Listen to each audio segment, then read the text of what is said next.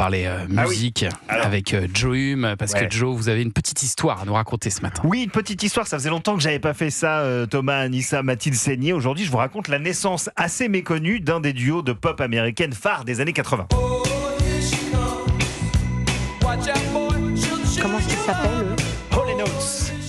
Hall & Oates, Daryl Hall et John Oates, c'est les grandes heures de la radio FM musicale des années 70 et 80. C'est quand même 80 millions d'albums vendus et ce tube en acier massif, Man Eater. C'est marrant, on connaît la musique, on connaît pas du tout le nom. On est capable de dire, moi je connais par cœur, mais pas le nom. Mais vous allez voir tous les extraits que je vais vous passer, vous connaissez les chansons, mais maintenant vous vous souviendrez que c'est Hall & Oates. Alors la rencontre entre les deux musiciens, Daryl Hall et John Oates, elle est quand même pas banale, elle se déroule à Philadelphie et là on est à la fin des 60s.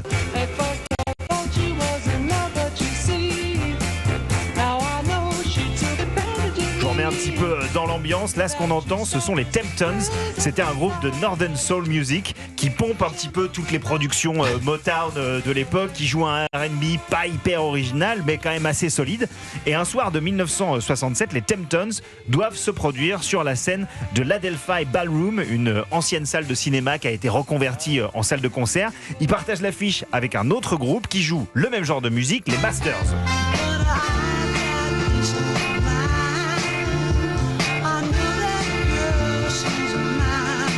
Sympa.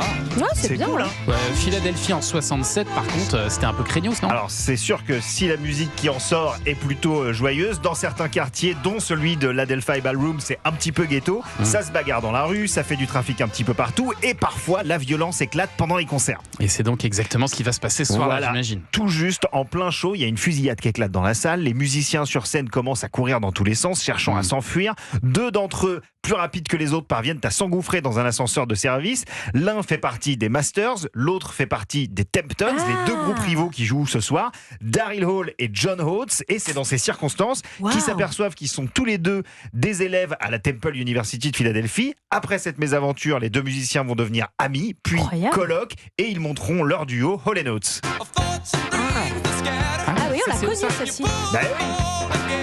J'adore.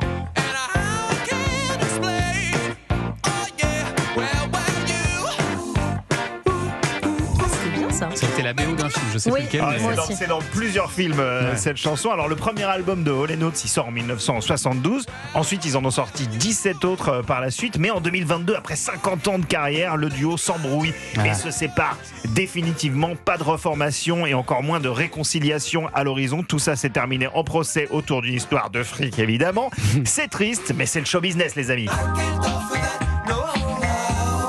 Ça aussi, c'est assez moderne, c'est cool. C'est ça. Ça marche. Ça n'a pas tellement vieilli. Ça a été ringardisé un peu dans les années 90. C'est revenu. Et c'est vraiment le genre. Et pourquoi des groupes comme ça hyper célèbres, on ne connaît pas leur nom?